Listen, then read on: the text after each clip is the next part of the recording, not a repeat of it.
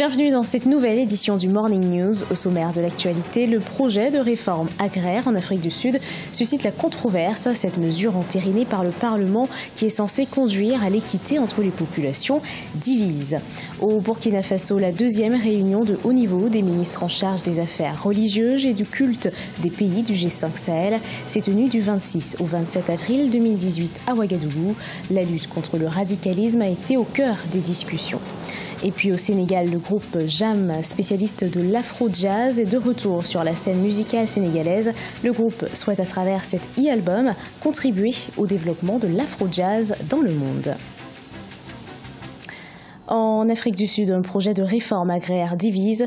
Le président sud-africain Cyril Ramaphosa, au pouvoir depuis février, s'est engagé à accélérer la réforme agraire destinée à redistribuer des terres de la minorité blanche au profit de la majorité noire. L'inquiétude monte chez les exploitants agricoles menacés d'expulsion. Selon le président Cyril Ramaphosa, ce projet de réforme agraire serait indispensable à l'économie sud-africaine. Gladys Mwamba. Le projet de réforme agraire serait indispensable pour l'économie sud-africaine, à en croire le président Cyril Ramaphosa.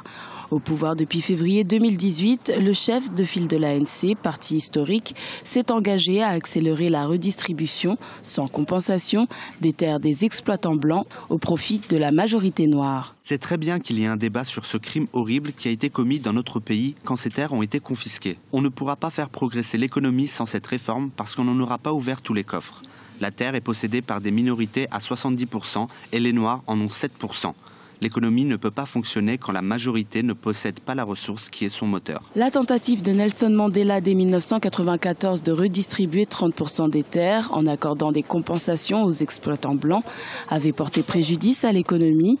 L'exécutif sud-africain doit désormais harmoniser l'égalité et prospérité. Faire accéder une bonne partie des Noirs aux terres sans formation, sans quoi que ce soit, donner l'impression qu'on est en train de spolier les Blancs, même s'ils ont acquis ces terres de façon illégale, risque d'être contre-productif. Qu'ils peuvent trouver des solutions, faire une réforme agraire, mais passer par une période de transition où, moyennant compensation financière, les anciens propriétaires formeraient ceux qui vont acquérir une partie des terres, leur apprendrait le métier de l'agriculture. L'Afrique du Sud veut éviter de suivre l'exemple du Zimbabwe où la réforme agraire de 2000 a plongé le pays dans une pénurie alimentaire et une crise économique sans précédent.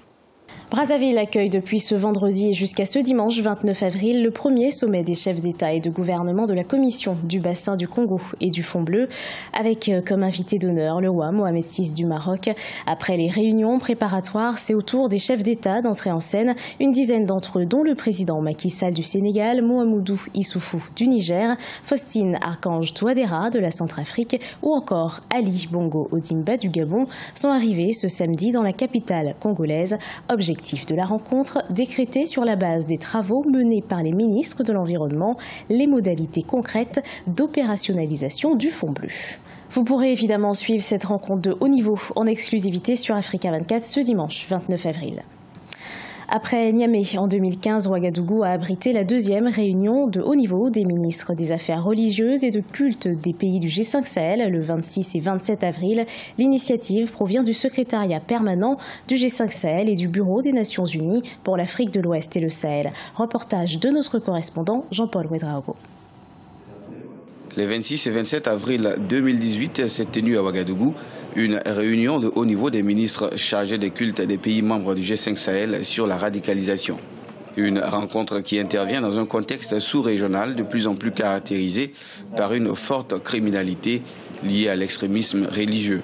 Depuis un certain temps, notre espace fait l'objet d'attaques terroristes récurrentes dont les plus récentes ont concerné le Burkina Faso. Ces événements ont ébranlé le peuple burkinabé, mais celui-ci reste debout et déterminé aux côtés du G5 Sahel à consentir les efforts et sacrifices nécessaires pour venir à bout de l'extrémisme violent, car il nous revient ensemble le devoir sacré de défendre l'intégrité territoriale de nos pays respectifs et permettre à nos populations de vivre dans la quiétude et la paix. Après s'être épanché sur les indicateurs communautaires de la radicalisation, les travaux ont permis de faire l'état de mise en œuvre des recommandations de la déclaration de Niamey et de l'évaluer en vue de l'adapter à l'ampleur du phénomène. Une déclaration dite de Ouagadougou a sanctionné les travaux. Elle invite les pays membres à lutter contre l'inculturation, en plus des moyens financiers colossaux qui sont investis au plan militaire et sécuritaire. Les conclusions, nous l'espérons, permettront de réaffirmer les grands principes énoncés dans la déclaration de Niamey du 14 mai 2015 et la volonté politique de nos plus hautes autorités à mettre en œuvre les recommandations de la dite déclaration. On prépare à cette réunion les ministres du Tchad, du Niger, de la Mauritanie, du Mali et du Burkina Faso. L'urgence d'agir nécessite de la coopération et les ministres ont fait la promesse de travailler en étroite collaboration pour venir à bout de la radicalisation, du terrorisme et de l'extrémisme violent. Un phénomène à la base de plusieurs attaques terroristes que connaissent plusieurs pays du Sahel. Au Cameroun, le secteur du tourisme est en difficulté. Les régions anglophones du pays sont touchées par la crise depuis près de 2 ans. Le populaire Mont Cameroun a perdu ses visiteurs ces dernières années. Face à cette situation, les tours opérateurs accusent la situation politique actuelle de la région d'en être responsable. Viviane Bauken. Depuis 2 ans, le secteur du tourisme dans les régions anglophones du Cameroun a considérablement chuté. Les troubles sociopolitiques qui sévissent dans ces zones sont à l'origine de la fuite des touristes. Les structures hôtelières, les restaurants et autres lieux de randonnée enregistrent des pertes. Selon les opérateurs touristiques de la ville de Boya, plusieurs touristes ont annulé leur destination vers le sud-ouest du pays, ce qui cause des manques à gagner pour ces structures touristiques. Entre la saison 2016-2017, nous avions environ 46 réservations qui ont été annulées parce que nos clients ont répondu qu'il y avait beaucoup d'insécurité et leurs ambassades respectives les avaient avertis qu'il s'agissait d'une no-go zone. Donc il a des effets négatifs sur le tourisme à Boya et je dirais dans le sud-ouest en général. En début du mois d'avril 2018, le gouvernement camerounais avait annoncé l'enlèvement d'un groupe de touristes européens par les militants séparatistes alors qu'ils voyageaient à travers la région du sud-ouest. Malgré la démission des touristes étrangers, les populations locales, premiers consommateurs touristiques de la ville, entendent protéger leur histoire. Notre histoire est ici, l'histoire de Bimbia. L'histoire de Limbe se trouve ici. J'aime l'histoire. J'aime les histoires du passé dont je viens ici pour en apprendre. L'amour de la nature est très reposant pour moi, pour tous mes problèmes, mes peines, aller à la mer. Entendre le bruit des vagues me procure beaucoup de paix à l'esprit. C'est une belle mélodie. Selon un rapport de la World Travel and Tourist Council, le secteur du tourisme au Cameroun a contribué à hauteur de 2,5 milliards de dollars au PIB du Cameroun en 2016 sur la base des revenus et des emplois générés. 16 ans après la sortie de leur premier album Jam Rek, le groupe Jam est de retour avec un nouvel album Werseg. On y retrouve 8 titres, dont 4 reprises de 4 standards du jazz. Le groupe Jam souhaite à travers cet album contribuer au développement de l'afro-jazz dans le monde. Siamlo Victoria Setti. Fort d'une histoire musicale de plus de 25 ans, le groupe Jam, spécialiste de l'afro-jazz, continue de marquer la scène musicale sénégalaise. C'est en 1987 qu'il se révèle à l'occasion de concerts donnés par le célèbre musicien sénégalais Youssou N'Dour. Bénéficiant alors de plusieurs opportunités, le groupe, composé de 8 musiciens, sort son premier album en 2002, Jamarek, en guise de maturité. 16 ans après, Werseg, leur deuxième album, est mis sur le marché en mars 2018.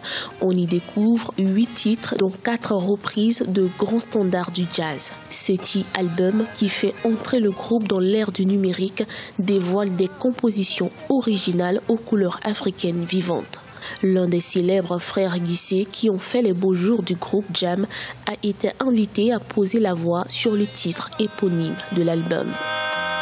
Cet album est vraiment un album de maturité. Un album de maturité, pourquoi? Parce que je pense que notre style de jeu, notre amour du jazz a connu quand même une bonne évolution. Avec un travail sérieux produit par des musiciens de haute facture, le groupe Jam s'est imposé au fil des années. Ce, en dépit des difficultés traduites par le départ définitif ou temporaire de plusieurs membres comme Lamine Faye qui a rejoint le groupe Diaspora et Safara ou encore Feu Habib Ndiaye qui a rejoint la troupe d'Ismaël Lo. Le groupe Jam doit également faire face au décès de 5 membres influents. Mais déterminés à se reconstituer, ils sont enrichis d'une diversité de talents venus de 5 pays, notamment le Sénégal, le Cameroun, le Bénin, l'Allemagne et l'Italie. De nombreux musiciens très célèbres sont passés dans ce groupe, de très très bons musiciens.